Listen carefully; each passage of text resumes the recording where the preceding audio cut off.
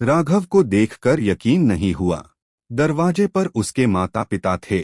माँ का पैर टूटा था, प्लास्टर चढ़ा था, जैसे तैसे सहारे के साथ खड़ी थी। इंसान के पास जो होता है उसे उसकी कद्र नहीं होती है। इस मन को हमेशा दूर के ढोल ही सुहावने लगते हैं। ऐसा ही राघव है जो गांव की शांति और ताजा हवा को छोड़कर शहर की भीड़ में जाकर बसना चाहता है। मिट्टी की खुशबू को छोड़कर शहर का धुआं खाना चाहता है।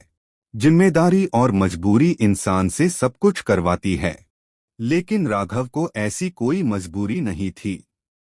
घर छोड़ते वक्त पिताजी ने बहुत समझाया, हमारे पास यहाँ गांव में इतना है कि हम अच्छे से खा सकते हैं।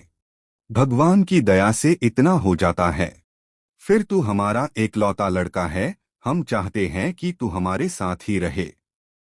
लेकिन राघव मानने को तैयार नहीं था। पिताजी से कहा कि आपने पूरी जिंदगी गांव में गुजार दी, मैं नहीं चाहता यहाँ रहना। पिता ने कहा कि हमने जो भी कमाया है तेरे लिए ही तो है, और फिर यहाँ की जमीन, घर और पशुओं को छोड़कर तू वहाँ जाकर छोटी सी नौकरी करना चाहता है। एक बार जो फितूर सर पर सवार हो जाता है वो इतना आसानी से कहाँ उतरता है। जवान बच्चे यह भूल जाते हैं कि माता पिता जो बात कर रहे हैं वो सिर्फ बात नहीं है, उनका अनुभव भी है। राघव नहीं माना। कहा कि अब पहले जैसा जमाना नहीं रहा है। आप लोग इतना क्यों सोच रहे हो, मोबाइल है और वीडियो कॉल भी है। रोज मैं आपको दूर बैठा भी दिखाई दूंगा। राघव नहीं माना और शहर जाकर एक छोटी सी प्राइवेट नौकरी करने लगा। 8 से 10 घंटे की नौकरी के उसे कुल 15,000 मिलते थे। माता पिता को कहा कि वो नौकरी करने लगा है।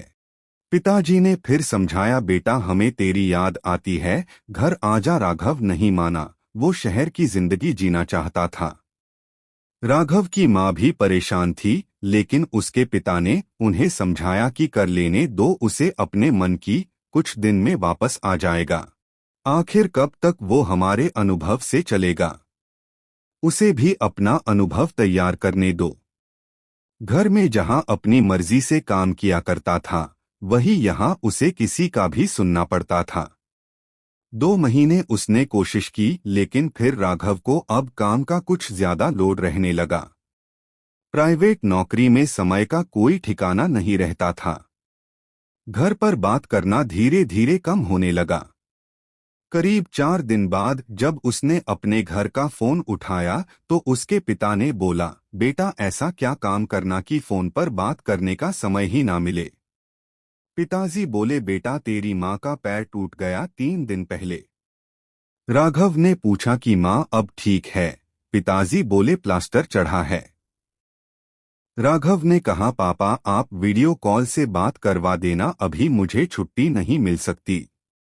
गांव में ठीक से नेटवर्क ना होने के कारण वीडियो कभी रुकती है, कभी दिखाई देती है, इसलिए अधिकतर वो सिर्फ बात किया करते थे। लेकिन आज माँ का पैर टूटा था। माँ ने फोन पर बेटे से बात कर ली, बोली मैं ठीक हूँ और हर माँ की तरह तू कुछ खाता नहीं है। देख कैसा मुंह सुख गया है तेरा। मैं कुछ दिन आ जाऊं तेरे पास। राघव अपने दोस्तों के साथ एक छोटे से कमरे में रहता था। किराया ज्यादा और जगह कम, इसलिए माँ को हमेशा मना करता था। जो गांव की ताजा हवा के आदी उन्हें शहर कहाँ भाएगा। माँ से बात करने के 3 दिन बाद ही राघव की तबीयत खराब हो गई। काम पर भी नहीं गया, वही कमरे में आराम कर रहा था। कई बार घर से फोन आने पर उसने उठाया, तब उसकी आवाज से ही माँ समझ गई। बेटा बीमार है क्या? बोला, हाँ माँ थोड़ा बुखार है। माँ ने फिर कहा, बेटा घर आजा, थोड़े दिन आराम करके वापस चले जाना। राघव ने फिर आनाकानी की। अगले दिन राघव अपने कमरे में सोया था, तब दरवाजे के खटखटाने की आवाज होने पर दरवाजा खोलता है। दरवाजे पर उसके मम्मी और पापा थे। राघव की माँ का प्लास्टर अभी भी था, सहारे के साथ चल रही थी। राघव को विश्वास नहीं हुआ कि ऐसी हालत और दर्द में उसकी माँ यहाँ आ जाएगी। माँ तुम ऐसी यहाँ क्यों आई? वीडियो कॉल पर बात कर लेते।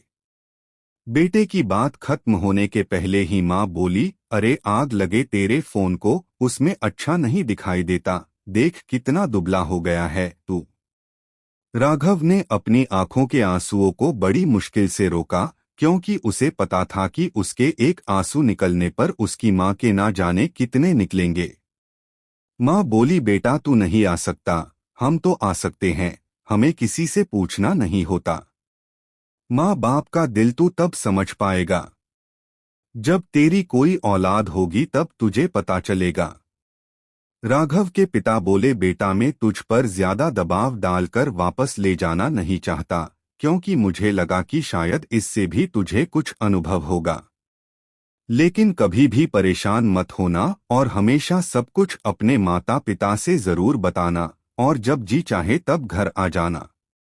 आखिर में राघव ने इन सब से भी सीखा कि वो कितना खुशकिस्मत है कि उसके पास ऐसे माता पिता है।